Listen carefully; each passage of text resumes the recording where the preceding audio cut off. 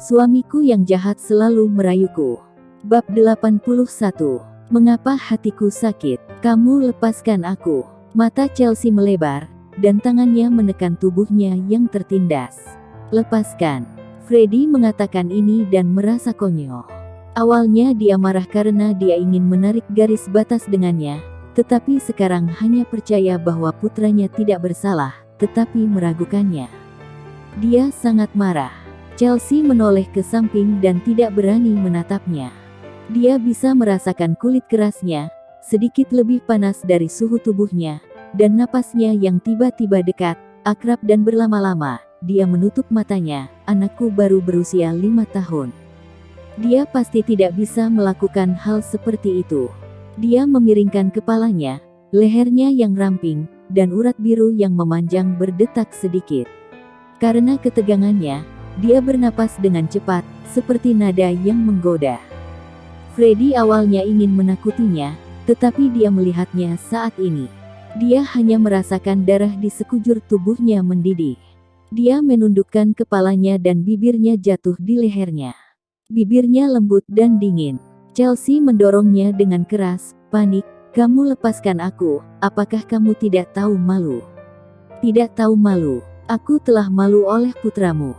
Kepalanya masih terkubur di lehernya ketika dia berbicara dengan samar-samar. Dia menyukai aroma wanita itu, jenis nafas yang membuatnya akrab dan terobsesi.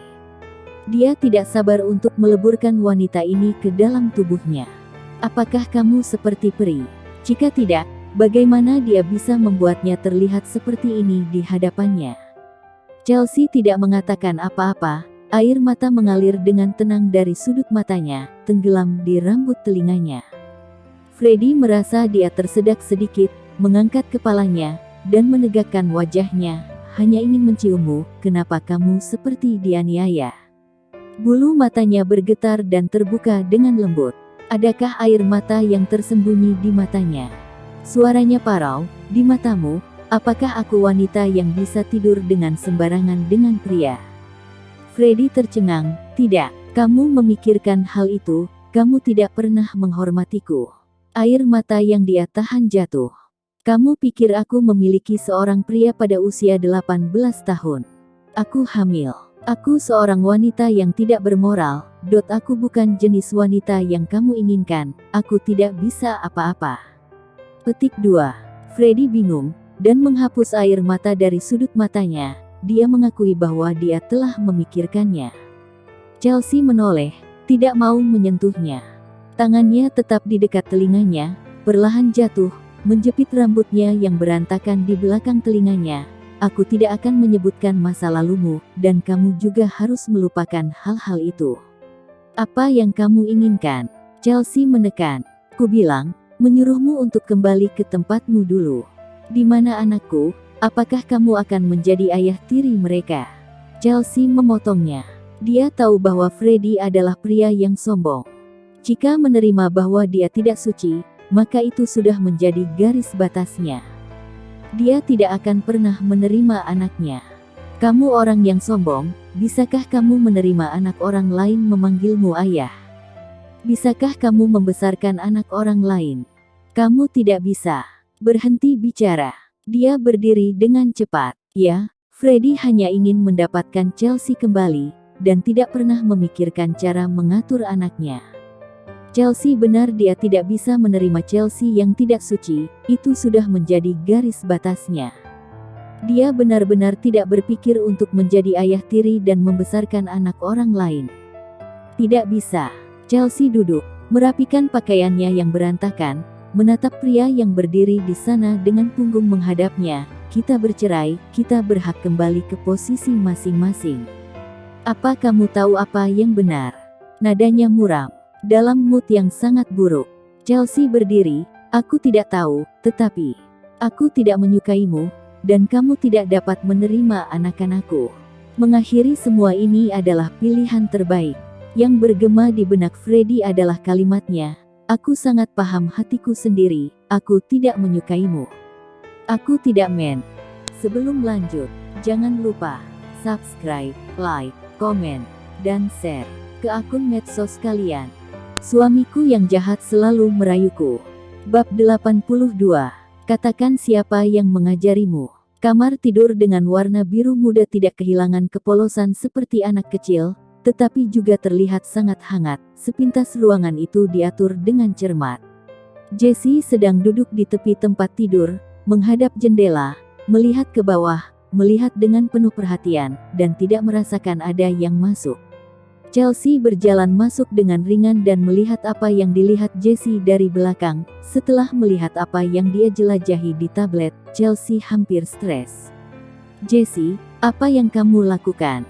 Jessie dikejutkan oleh suara yang tiba-tiba itu, dan hanya dengan sadar pergi bahwa dia menyuruhnya untuk segera menutup web itu, jika tidak dia akan celaka ketika ibu melihatnya.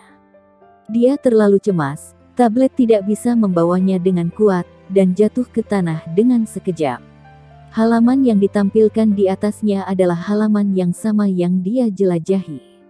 Jessie berdiri dan mencoba memblokir penglihatan Chelsea. "Ibu." Chelsea meraih pundak putranya, menariknya terpisah, membungkuk untuk mengambil tablet, dan beranda Google juga menunjukkan kata kunci pencarian, "Apa gunanya Durex?" Hasil pencarian tersebar di seluruh layar, dan ada beberapa iklan yang tidak pantas dilihat. Dia baru berusia 5 tahun. Chelsea gemetar karena marah. "Jessie, katakan padaku dengan jelas, mengapa kamu melihat hal-hal ini? Siapa yang mengajarimu?" Chelsea benar-benar marah kali ini. Jessie menunduk, tahu bahwa dia salah, dan buru-buru meminta maaf. "Bu, aku salah." Salah. Dia tidak akan dimintai pertanggungjawaban jika dia mengaku salah. Chelsea mematikan layar datar dan duduk di sisi tempat tidur. Dia tidak akan meninggalkannya begitu saja hari ini. "Katakan padaku, mengapa kamu melihat ini, dan siapa yang mengajarimu ini?"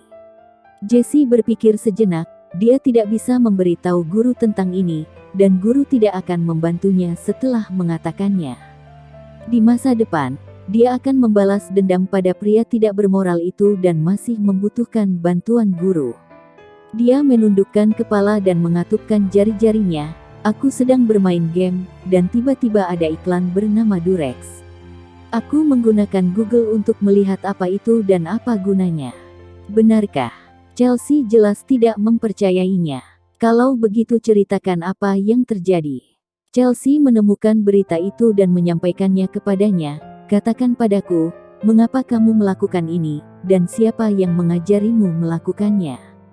Chelsea tidak percaya bahwa dia dapat melakukan hal seperti itu sendirian. Jessie pertama-tama menyangkal bahwa ada orang yang membantu dirinya. "Aku benar dalam hal ini, tetapi tidak ada yang mengajari aku yang ingin melakukan ini." Chelsea mencibir, "Kalau begitu kamu bicaralah, mengapa kamu ingin melakukan ini?" Mata Jessie berputar dan berbisik, "Aku bermain game dan melihat iklan ini. Aku tahu dari Google untuk apa itu. Ketika aku pergi makan, aku melihat bajingan itu, jadi aku membelinya di supermarket dan dengan sengaja mengatakan bahwa miliknya jatuh, agar membuatnya malu." Petik 2. Sebenarnya dia baru saja melihat Google sebelum dia tahu itu untuk apa dan untuk apa. Jessie menjelaskan banyak hal tanpa celah. Tidak ada yang mengajarinya, dia melakukannya sendiri. Chelsea menjadi semakin marah. Bagaimana dia, seorang anak berusia 5 tahun, melakukan hal seperti itu? Kenapa kamu begitu membencinya?" "Aku hanya membencinya." Jessie tiba-tiba mengangkat kepalanya dan menatapnya. Dia menindas ibu, "Aku hanya ingin dia mempermalukannya." Chelsea mengerutkan kening, dia tidak seperti ini sebelumnya. Dan dia sepertinya mengingat masalah tentang Freddy. "Ini tidak bagus. Kamu jangan melakukan ini lagi." "Aku tidak mau, dia bajingan, kenapa aku tidak bisa membalasnya?" Jessie tidak puas, pria itu meninggalkan mereka, haruskah dia tetap menghormatinya? Mustahil. Chelsea tidak menyangka bahwa dia akan bereaksi begitu banyak, mengerutkan kening, dan dengan sabar mengatakan kepadanya, "Jessie, yang kamu." Sebelum lanjut, jangan lupa subscribe, like, komen, dan share ke akun medsos kalian. Suamiku yang jahat selalu merayuku. Bab 83. Sama persis. Jessie suka makan udang. Liana tersenyum dan mengatakan, "Oke, belilah. Aku juga mau." Priska paling suka mengikuti. Apapun yang diinginkan kakaknya, dia menginginkan apa yang dia inginkan, suka atau tidak, jika kakaknya menginginkannya, dia menginginkannya. "Oke, beli semuanya." Liana sudah terbiasa, dia seperti ini. Bibi Tani melihat ke arah Jessie dan kemudian ke Priska yang sedang berbicara dengan mata terbuka. Kedua anak ini sangat tampan dan cantik, dan mata mereka sangat cerah, hampir sama seperti ketika Freddy masih kecil. "Udang ini, aku tahu yang mana yang segar." Bibi Tani berjalan mendekat dan memandang kedua anaknya. Ini. Liana tidak terkejut seseorang mendekatinya. Dulu selama dia membawa mereka berdua keluar, seseorang akan selalu melihat mereka atau mengatakan sesuatu. Dia sudah terbiasa. "Cucuku." Wajahnya tampan sekali. Bibi Tani enggan meninggalkan kedua anaknya. Dia terlihat sangat menarik. Liana tersenyum. Ya, kedua anak ini adalah motivasi baginya untuk hidup. Merawat mereka untuk putrinya adalah misinya selama sisa hidupnya dan hal yang paling membahagiakan. "Halo nenek." Mulut Jessie sangat manis. "Halo." Bibi Tani mengulurkan tangannya untuk menyentuh kepalanya. "Siapa namamu?" "Nama aku Jessie." Kedengarannya bagus. Bibi Tani berpikir dalam hatinya bahwa anak itu tampan dan namanya sangat bagus. "Mengapa kamu tidak bertanya padaku, nenek?" Priska sedikit kesal, berkedip pada Bibi Tani. Dia bertanya pada kakaknya, tapi tidak bertanya padanya, apakah dia tidak seindah kakaknya. "Tidak, aku belum bertanya padamu." Bibi Tani tersenyum, "Anak ini terlalu manis, sangat muda, aku tahu dia akan cemburu pada kakaknya." "Siapa namamu?" Bibi Tani tersenyum dan menanyakan namanya. "Namaku Priska Liam, kakakku dan aku mengikuti nama belakang ibu." Priska mengatakan dengan gembira. Bibi Tani terkejut, ikut nama belakang ibu mereka. "Apa kamu baru saja mengatakan bahwa udangnya segar?" Liana menyela penangkapan Bibi Tani. Anak-anak normal menggunakan nama belakang ayah mereka, tetapi ketika mereka mendengarnya dengan nama keluarga ibu mereka, otomatis akan mengetahui situasi keluarga mereka. Dia tidak suka orang memikirkan hal-hal di keluarga mereka. "Oh." Bibi Tani menunjuk tidak jauh, "Toko itu, aku akan mengantar kalian ke sana. Aku pelanggan tetap, jadi mereka tidak akan menipu kalian." Bibi Tani berjalan ke depan dan memimpin jalan dengan sangat antusias. Liana mengikuti dari belakang dengan keranjang belanja. Ketika mereka sampai toko itu, Bibi Tani menyapa bosnya, "Udangnya segar hari ini." "Segar, segar, coba lihat." Sang bos mengambil udang dengan jala, dan udang itu keluar dari air dan melompat dengan liar, sangat lincah. "Ibu ini adalah pelanggan setia. Ini bukan pertama kalinya memakan udangku kan, kamu pasti tahu udang ini segar atau tidak." Bos sangat pandai berbicara. "Ibu datang untuk membeli, aku akan memberimu harga terendah, 100.000 setengah kilo, bagaimana? Jika beli di tempat lain 120.000 pun tidak dapat." Petik 2. "Bawakan aku 1 kilo udang." Bibi Tani sangat puas, dan kartu yang diberikan Freddy padanya tidak terbatas limitnya. Dia kaya. Dia bukan orang yang menghabiskan uang sembarangan. Dia biasanya menawar, tetapi pemiliknya terlalu akrab dengannya, dan toko lain benar-benar tidak akan menjualnya jika harganya kurang dari 120.000. Dia selalu membeli udangnya, tahu dia tidak menipu. 1 kilo lebih. 220.000. Penjual udang belum menghitungnya, Jessie sudah mengetahuinya secara lisan. Bos tertegun sesaat, dan menekan tombol sama dengan angka yang muncul di kalkulator memang 220.000. "Berapa umurmu nak?" "Sangat pintar." Bos tertawa, melihat anak yang begitu tampan untuk pertama kalinya, dan dia sangat pintar. "Aku berumur 5 tahun. Jessie tidak bangga dengan pujian bos, perhitungan ini memang sangat mudah. Bos menyerahkan udang itu kepada Bibi Tani, "Keluargamu yang sangat beruntung memiliki anak ya." Sebelum lanjut, jangan lupa subscribe, like, komen, dan share ke akun medsos kalian. Suamiku yang jahat selalu merayuku. Bab 84. Wanita yang ada di dalam rekaman. Dia mengatakan kata-kata sama persis dengan keras. Jadi, apa yang ingin kamu katakan?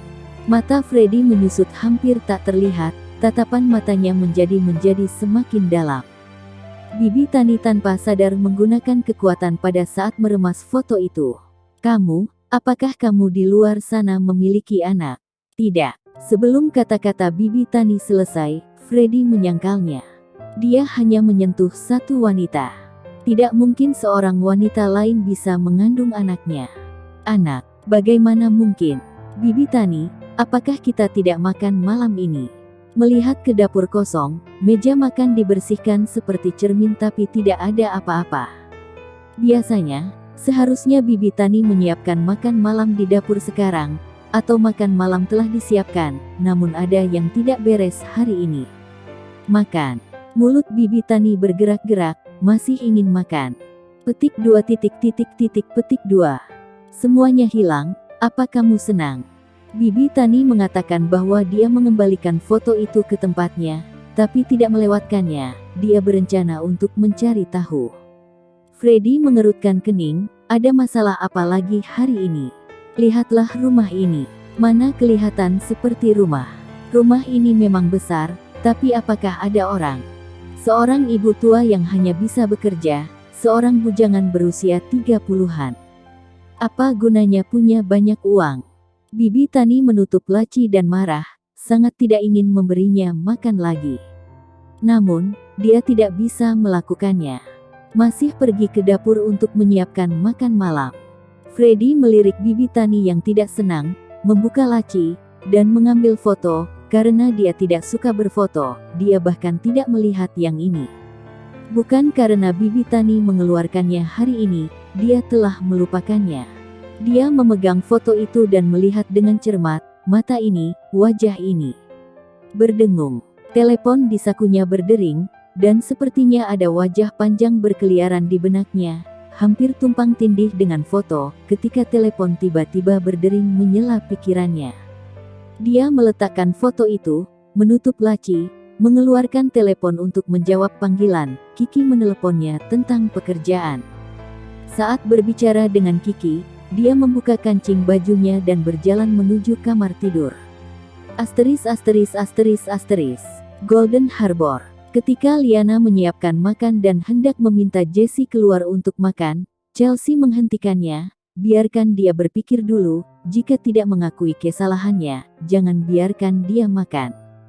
Dia masih anak-anak, menakut-nakuti dia saja sudah cukup, dan kamu malahan benar-benar tidak membiarkan dia makan. Liana tidak setuju dengannya, di saat masa perkembangan masa bisa jika tidak makan. Jika tidak mengakui kesalahannya, jangan perbolehkan dia makan. Chelsea tidak menjelaskan, tetapi sikapnya tegas. Beberapa bisa diabaikan, tapi masalah ini sama sekali tidak bisa dibiarkan begitu saja. Dia masih anak-anak, lihat saja hal-hal yang berantakan itu, bisakah dia tumbuh dewasa? Chelsea, Liana masih ingin membujuk. Sikap Chelsea tegas dan dia tidak menerima bujukan. Jika dia tidak menetapkan aturan untuknya sekarang, akan lebih sulit untuk mendisiplinkannya nanti. Dia memeluk Priska, ayo, kita makan. Liana berdiri di tempat sepertinya memikirkan kata-kata Chelsea, apakah ada ruang untuk tenang. Chelsea melirik kembali ke Liana dan memberinya jawaban, aku serius kali ini, kamu tidak perlu berpikir untuk memohon kepadaku. Liana berjalan mendekat dan bertanya dengan suara rendah, Jessie, apa yang dia buat hingga membuatmu begitu marah? Di hati Liana, dia tidak percaya bahwa Jessie akan membuat kesalahan besar. Anak itu pintar dan patuh. Kali ini Chelsea sangat marah sehingga dia cukup terkejut. Berpikir tentang apa yang dilihat dan dilakukan putranya, Chelsea tidak tahu, Bu, jangan tanya, cepat makan. Chelsea duduk di meja makan, menggendong putrinya dan memberinya makan. Jelas Chelsea tidak ingin mengatakannya, dan Liana tidak mengajukan pertanyaan lagi. Setelah makan, Liana membersihkan piring dan sumpit, dan sebelum lanjut, jangan lupa subscribe, like, komen, dan share ke akun medsos kalian. Suamiku yang jahat selalu merayuku. Bab 85. Karena keserakahan lalu terbunuh. Chelsea menurunkan tatapan matanya dan melihat kartu memori tergeletak di telapak tangannya, mengerutkan kening. Apa ini? Wajah Samson dengan serius mengatakan, kakakku tidak bunuh diri, tapi dibunuh. Kalimat ini lagi. Tapi Chelsea tidak tertarik. Maaf, masih ada yang harus aku urus, aku pergi dulu. Dia membayar dan berjalan menuju pintu masuk dengan kartu itu. Dengan tergesa-gesa, Samson berlari ke depan dan mencengkeram lengannya. 6 tahun lalu, kakakku menerima sejumlah uang. Seorang wanita memberinya uang itu dan memintanya untuk membunuh seorang wanita. Boom! Tampaknya kejutan guntur melanda kepala Chelsea. 6 tahun lalu, seseorang ingin menyakitinya. Kamu adalah wanita yang akan dibunuh kakakku, dan kamu beruntung tidak mati, kan? Samson mengatakan tebakannya. Setelah menemukan rekaman itu, Samson ingin memahami dari mana keengganan dan rasa jijik Chelsea berasal ketika dia melihatnya. Chelsea menggenggam kartu memori yang ada di tangannya dan melihat lebih dekat. Seharusnya kartu memori handphone yang sebelumnya hanya dapat digunakan oleh handphone zaman dulu. Saat ini kapasitas memori dari smartphone sudah sangat tinggi, dan sekarang juga tidak memakai barang ini. Dia mengembalikan kartu memori ke tangannya. Apakah ada bukti di dalamnya? Jika kamu punya waktu, kita dapat mencari tempat untuk berbicara. Samson tahu bahwa Chelsea akan setuju. Benar saja, Chelsea setuju, dan dia juga ingin tahu siapa yang ingin menyakitinya saat itu. Kecelakaan mobil itu hampir membuat dia kehilangan seorang anak. Aku tahu ada kafe di dekat sini, kita pergi ke sana saja. Chelsea berjalan membawanya. Samson mengikutinya. Kafe itu dekat komplek, dia melihatnya tadi malam. Segera setelah tiba di kafe, Chelsea menemukan sudut yang tenang dan duduk. Apakah kamu ingin minum? Meskipun Chelsea ingin mengetahui kebenaran dengan cepat, dilihat dari penampilan Samson, dia tampak sangat haus. Aku ingin air putih saja. Dia memang haus. Chelsea memberi perintah kepada pelayan, beri aku 2 gelas air putih dulu, dan aku akan memanggilmu lagi jika perlu. Baik, air putih sudah diantar, dan setelah pelayan pergi, setelah Samson menuangkan segelas air, Chelsea mengatakan, mari kita bicara, apa yang terjadi. Dengarkan dulu. Samson mengeluarkan ponsel yang bisa menampung kartu memori, lalu membukanya, memasukkan kartu memori, lalu menyalakannya untuk mengetahui pemutaran rekaman di kartu memori. Hanya ada satu bagian, mungkin direkam dari tengah. Jika aku membunuh wanita itu dengan mobil seperti yang kamu katakan, apakah aku akan masuk penjara? Jangan khawatir, aku tidak akan membiarkanmu digugat, apalagi memenjarakanmu. Kita rusak bagian rem truk terlebih dahulu, lalu berbohong rem truk yang rusak. Kamu tidak perlu banyak bertanggung jawab atas kecelakaan itu, dan jika kamu sakit, aku akan membantumu. Kamu harus tahu bahwa kamu bisa mendapatkan banyak uang, yang tidak akan kamu hasilkan dalam hidupmu. Ini adalah penawaran yang sangat bagus. Petik 2. Jangan khawatir, meskipun kamu masuk penjara, aku akan mengeluarkanmu. Wanita itu sepertinya ingin sekali meyakinkannya. Sarah tidak hanya ingin Chelsea merasakan sakitnya kecelakaan mobil, dan bahkan lebih menginginkan nyawanya. Ketika Freddie menceraikannya, meninggalkan dunianya sepenuhnya, sehingga tidak ada yang bisa mengancamnya, dan Freddie akan menjadi miliknya. Hanya saja dia tidak menyangka, seseorang akan menyelamatkannya. Dia juga membawanya pergi dari kota B, dan melahirkan seorang anak 6 tahun setelah dia pergi. Menurut rekaman ini, kurasa wanita inilah yang tahu kakakku membutuhkan uang dan tahu bahwa dia adalah seorang supir truk, jadi dia mendekatinya dan merencanakan kecelakaan. Samson meletakkan teleponnya dan mengatakan. Chelsea memegang pipinya dan mengingat suara wanita dalam rekaman itu. Itu sangat jelas dan akrab, dia hampir mengenali siapa suara. Sebelum lanjut, jangan lupa subscribe, like, komen, dan share ke akun medsos kalian. Suamiku yang jahat selalu merayuku. Bab 86. Api cinta lama tersulut kembali. Sesuatu mendadak terjadi. Chelsea menjelaskan. Telepon saja. Samson membuat isyarat tangan telepon ke arah Chelsea. Jika kamu perlu kendaraan, kamu dapat meneleponku. Mungkin karena memiliki musuh yang sama, sehingga hubungan antara keduanya mendadak menjadi lebih dekat. Chelsea mengangguk. Oke, kalau begitu pergilah. Aku juga harus pergi bekerja. Samson melambaikan tangannya, mengemudikan kendaraannya dan pergi. Sebab jika dia tidak mengemudi maka dia akan kehilangan kesempatan mencari uang. Kak Chelsea, siapa dia? Swinda iseng-iseng bertanya. Penasaran dengan bagaimana cara dia mendapat teman dari hanya naik taksi. Chelsea tidak ingin menjelaskan hal ini kepadanya, hanya tersenyum tipis. Kelihatannya seperti hal yang mendesak, siapa tamu yang mencari aku? Swinda menepuk keningnya sendiri, Hais, hampir saja aku melupakan masalah yang penting. Dia menarik Chelsea, aku telah meninggalkan tamu itu di kantor, daripada di tempat ini sangat kacau, lebih baik menunggu di dalam kantor. Tempat itu milik Chelsea, dan sebelumnya dia telah menata bersih kantor itu untuknya. Sebab tempat ini sungguh tidak layak untuk tempat pertemuan. Chelsea benar-benar ingin tahu tentang siapa yang mencarinya. Siapa, pria atau wanita? Dia tidak memiliki teman lain selain Felix. Seorang wanita yang mengaku sebagai Nyonya Budiman, orangnya sangat cantik dan berpenampilan elegan. Swinda diam-diam memperhatikan reaksi Chelsea. Mantan suaminya adalah Freddy Budiman. Apakah ini berarti Nyonya Budiman adalah mantan ibu mertuanya? Chelsea mengerutkan kening, jadi dia Nyonya Budiman. Pernikahannya dengan Freddy tidak ada resepsi, tidak ada upacara, dan dia bahkan belum pernah melihat keluarga Freddy. Nyonya Budiman.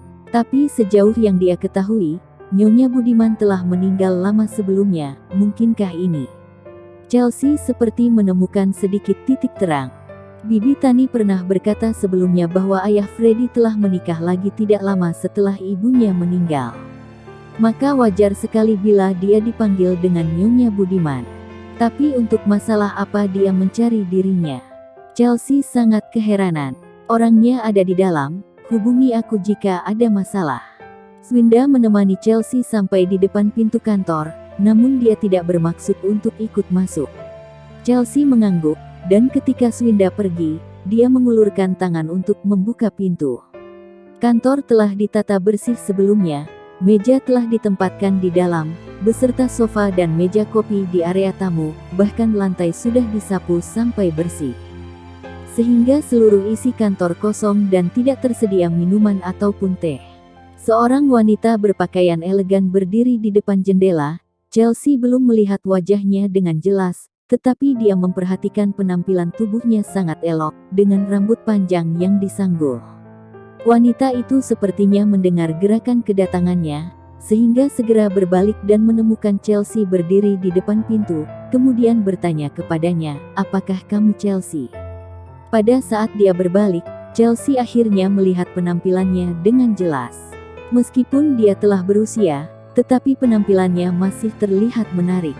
Kedua tangannya diletakkan di atas perutnya, memakai jam tangan Omega di pergelangan tangannya, dan membawa tas hitam di lengan kanannya, mengenakan gaun bermotif kotak-kotak, dan juga sepatu hak tinggi hitam. Tidak ada perhiasan yang berlebihan, penampilannya begitu sederhana, tetapi sosoknya secara alami dapat memancarkan keindahan dan kecerdasan secara harmonis. Iya, jawab Chelsea sambil berjalan masuk, Anda mencariku. Sepertinya sebelumnya saya belum pernah kenal dengan Anda. Yuliana tersenyum ringan, ketika kamu baru memasuki keluarga Budiman, sudah seharusnya kita bertemu, hanya saja. Karena Freddy memiliki hubungan yang buruk dengan mereka, Freddy selalu menolak untuk membawa Chelsea kembali ke rumah untuk menemui mereka. Setelah tahu bahwa sertifikat. Sebelum lanjut, jangan lupa subscribe, like, komen, dan share ke akun medsos kalian. Suamiku yang jahat selalu merayuku. Bab 87. Dia mencintai wanita ini sepenuh jiwanya. Chelsea menunduk dan terdiam, merasa terpana karena kata-kata Yuliana. Ketika terakhir kali mendengarnya berkata padanya bahwa dia telah membatalkan pertunangannya, Chelsea sama sekali tidak mempercayai kata-katanya, bahkan cuek. Chelsea tidak menyangka bahwa dia telah membatalkan pertunangannya. Setelah pergi ke negara A, begitu kembali dari sana Freddy langsung meminta agar pertunangan dibatalkan. Ayahnya sangat marah padanya. Hubungan antara keduanya semakin buruk, dan sama sekali tidak bisa akur. Memikirkan hubungan dirinya dengan Freddy, Juliana merasa sangat tidak berdaya. Chelsea mengepalkan kedua tangan. Anda, bagaimana bisa tahu? Bagaimana dia tahu bahwa Freddy membatalkan pertunangannya karena bertemu dengannya? Dia tiba-tiba ingin membatalkan pertunangannya. Hal ini membuat ayahnya sangat marah, dan langsung memerintahkan Paman Wangsa untuk menyelidikinya. Jika tidak, aku tidak mungkin datang menemuimu, Juliana berkata terus terang. Chelsea berusaha menutupi perasaannya yang bergejolak, kemudian berkata dengan tenang, Anda datang hari ini. Aku tidak bermaksud apa-apa. Aku hanya ingin bertemu denganmu. Awalnya, aku hanya meminta Paman Wangsa untuk menyelidiki masalah ini. Memang benar aku ingin mencegah Freddy untuk membatalkan pertunangannya, tetapi tetap saja dia melakukannya dengan cara melukai dirinya sendiri. Tidak ada yang sanggup membuat dirinya berubah pikiran. Bahkan wanita yang telah lama bersamanya, dia bisa mengabaikannya begitu saja. Sepertinya kali ini dia benar-benar sudah bertekad. Sekalipun ayahnya juga tidak berdaya, hanya dapat membiarkannya begini. Juliana menatap Chelsea. Aku datang menemuimu adalah inisiatifku sendiri, tidak akan ada yang tahu. Menurutnya, pasti gara-gara Chelsea lah Freddy akhirnya membatalkan pertunangannya dengan sangat yakin. Mengetahui bahwa Freddy menolak pertunangannya karena mantan istrinya, membuat Juliana merasa penasaran ingin melihat penampilan mantan istri Freddy. Ketika mereka menikah, Juliana bahkan tidak melihatnya. Hanya karena saat ini Paman Wangsa baru saja menemukan informasi tentangnya, sehingga dia datang untuk mencari Chelsea. Chelsea berhenti lama dan tidak bisa merespon. Semula dia mengira bahwa Juliana akan mencarinya untuk membujuk dirinya agar meninggalkan Freddy, supaya hubungan pertunangan Freddy dengan Sarah dapat diteruskan, makanya dia datang menemui Chelsea. Siapa sangka, ternyata bukan begitu. Juliana melihat ekspresi Chelsea yang kebingungan, lalu tersenyum. Pernikahan antara kamu dan Freddy masih terlalu singkat. Kamu mungkin belum sepenuhnya paham dengan sifatnya. Tidak ada yang bisa menghalanginya bila dia benar-benar ingin melakukan sesuatu. Sebenarnya ayahnya sama sekali tidak setuju dengannya, tetapi pada akhirnya hanya bisa berkompromi. Petik 2. Chelsea agak menundukkan matanya, samar-samar mengembangkan senyum tak berdaya di sudut bibirnya.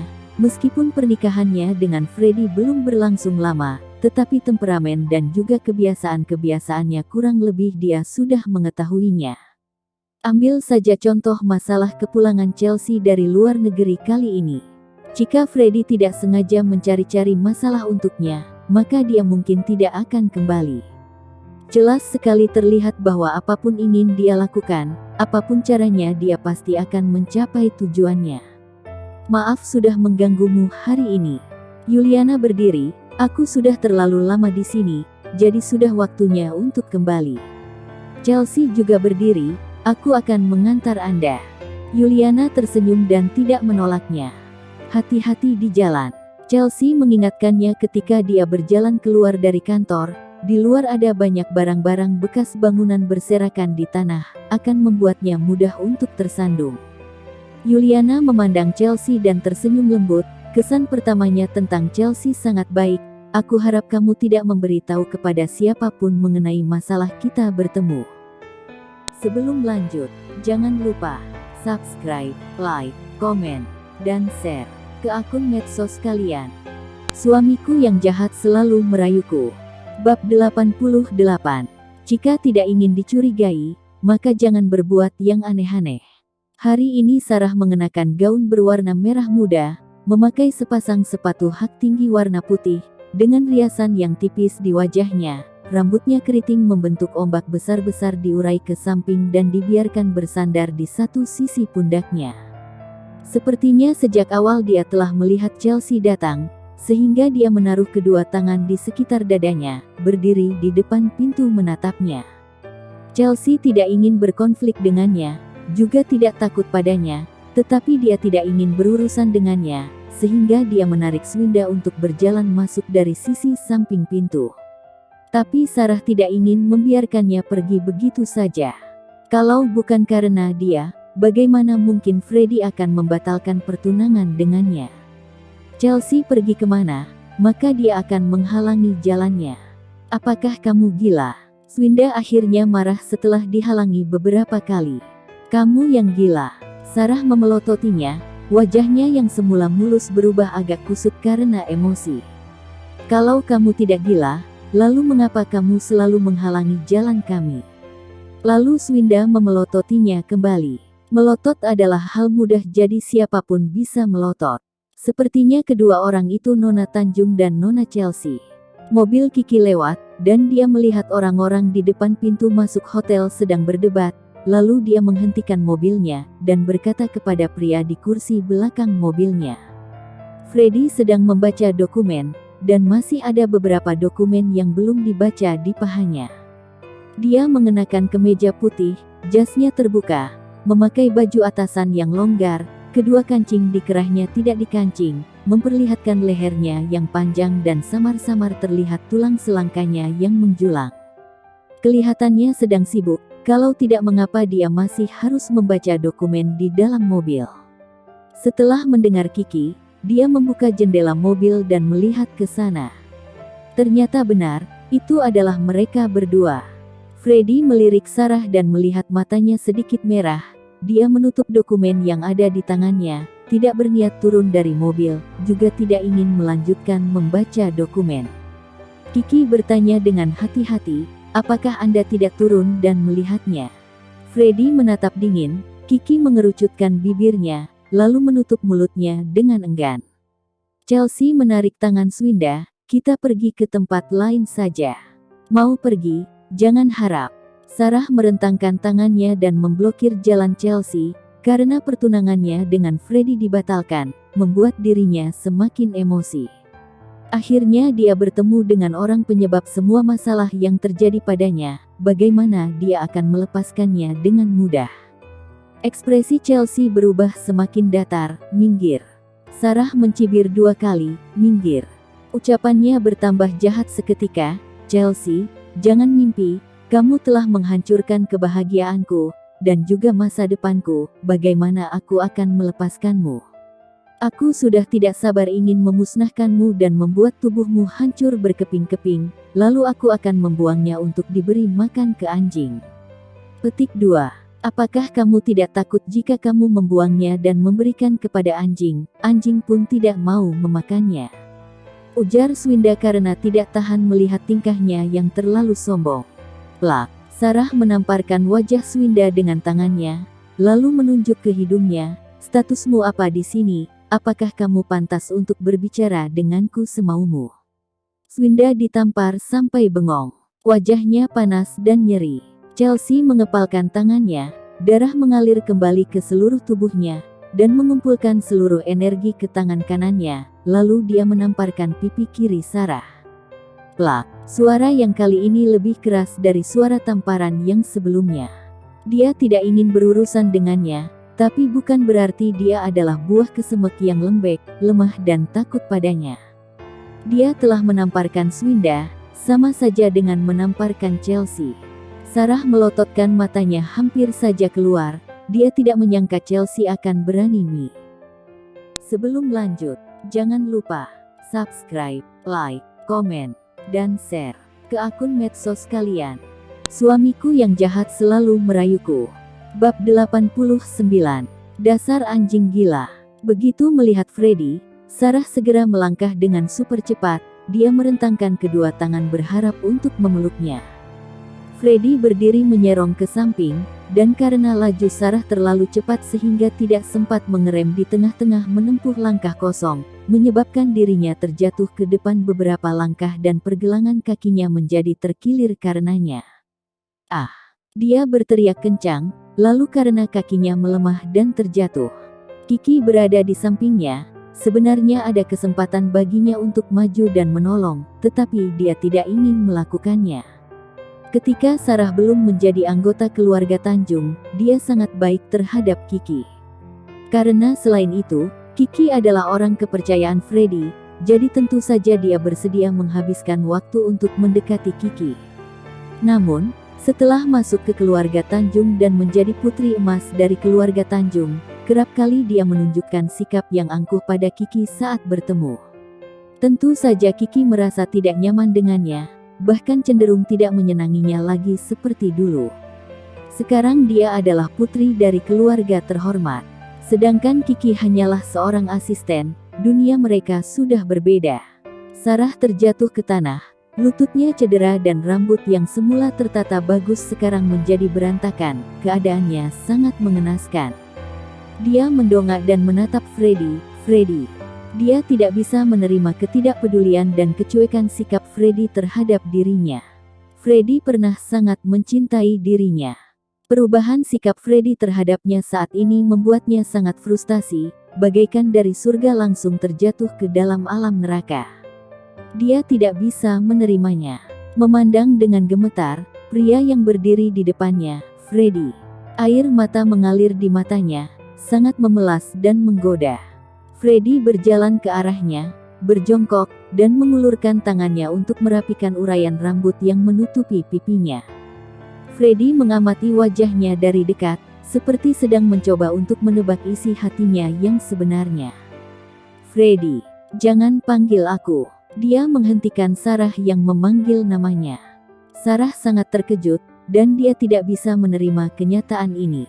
Berapa banyak yang kamu sembunyikan dariku? Suaranya sangat pelan, seolah ada sesuatu menahan dirinya. Sarah terus memikirkan berulang-ulang, seolah seperti film yang diputar berulang kali.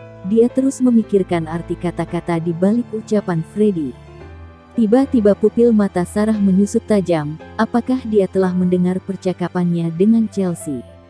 Aku tidak melakukannya. Dia langsung menyangkal. Tidak apanya. Freddy mencibir.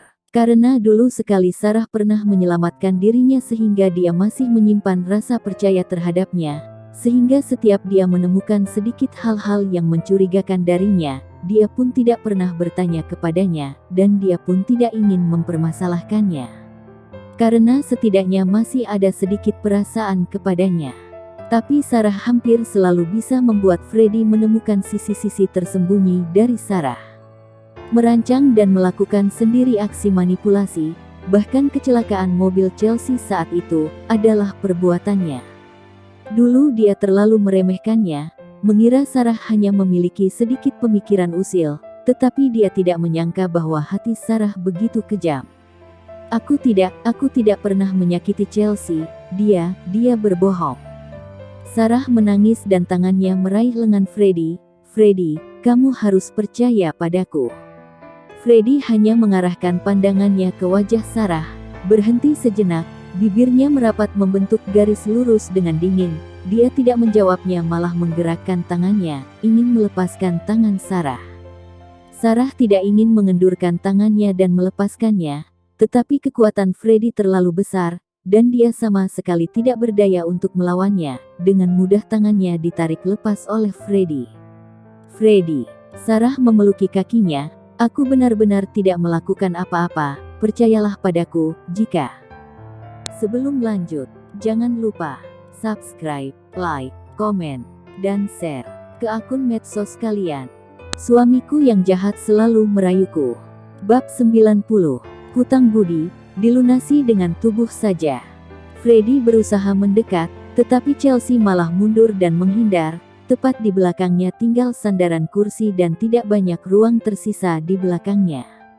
Segera Freddy menempelkan dadanya yang kokoh pada tubuh Chelsea, ditempelkan dengan rapat-rapat. Chelsea bisa merasakan suhu tubuh Freddy dengan jelas, membuatnya merasa kaku dan tidak berani bergerak. Freddy memain-mainkan rambut di samping telinganya, menyandarkan bibirnya ke pipi Chelsea dan berkata dengan nada rendah, setelah kamu memanfaatkanku, kamu ingin pergi begitu saja, kamu pikir kamu tidak perlu membayarnya. Petik 2. Detik ini, Chelsea merasa sedikit menyesal karena telah memanfaatkannya untuk membalaskan dendam pada Sarah. Freddy sedikit menarik diri darinya, lalu membantu memasangkan sabuk pengaman untuknya. Chelsea sama sekali tidak bernyali untuk melakukan perlawanan selama dia melakukan hal itu. Karena Chelsea benar-benar telah memanfaatkannya. Freddy kembali ke posisi awalnya, dia menyalakan mobilnya, dan mengemudikan mobil. Chelsea bersandar di jendela mobil sambil berpikir keras tentang apa yang ingin dikatakan kepadanya. Baru saja, aku telah memanfaatkanmu, tanpa persetujuanmu. Ini memang salahku. Katakanlah berapa yang kamu inginkan. Petik 2. Petik 2. Freddy ingin sekali meneriakinya setelah mendengarnya. Apakah dia terlihat seperti orang yang membutuhkan uang? Aku tidak butuh uang. Chelsea mendadak was-was. Lalu apa yang kamu inginkan? Dia melirik Chelsea dari samping, matanya terus melihatnya. Ada kelembutan di sela-sela mata hitamnya, juga sedikit berunsur menggoda. Bagaimana jika hutang budi ini kamu lunasi dengan tubuhmu? Petik 2. Petik 2. Chelsea saat ini hanya memiliki sebuah pemikiran, dia ingin segera lari darinya secepat mungkin. Mengapa Chelsea tidak pernah menyadarinya sebelumnya, bahwa orang ini sangat tidak tahu malu? Apakah dia seseorang bajingan? Freddy tersenyum, dan melirik ke matanya. Apakah kamu barusan telah diam-diam memarahiku di dalam pikiranmu? Wajah Chelsea tercengang seketika. Apakah barusan dia tidak sengaja mengucapkan pemikirannya?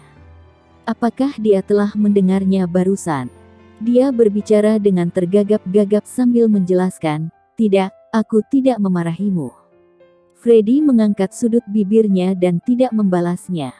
Chelsea merasa dirinya telah berbuat salah, lalu dia berusaha mengalihkan topik pembicaraan mereka, kemana kita akan pergi? Aku lapar, ucapnya, pandangannya terus ke depan dan tidak melihat ke samping. Petik 2. Petik 2. Chelsea mendadak merasa panik dan berkeringat, lalu dia tidak berani berbicara lagi. Dia selalu merasa bahwa apapun yang diucapkan olehnya selalu menerima balasan dari Freddy yang membuat suasana jadi bertambah canggung. Apa yang kamu pikirkan? Freddy meliriknya. Freddy selalu merasa bahwa ada yang tidak beres dengannya, lalu kemudian seolah-olah dia telah memahami sesuatu, lalu tertawa kecil. Aku tidak jadi memakanmu, aku mau makan nasi. Petik 2. Petik 2. Wajah Chelsea langsung memerah ke akar telinganya, ternyata barusan dia telah salah paham dan berpikiran ke arah yang salah. Kalau hanya masalah berpikiran yang keliru, bukanlah masalah. Masalahnya pemikirannya dibaca oleh orang lain. Rasanya malu sekali, sampai terasa mukanya seakan ikut terbuang ke ujung Samudra Pasifik. Dia menundukkan kepalanya, benar-benar ingin mencari lubang kecil, tempat untuknya bersembunyi. Mata Freddy tertuju pada pipi merahnya, lalu sudut bibirnya melengkung lagi.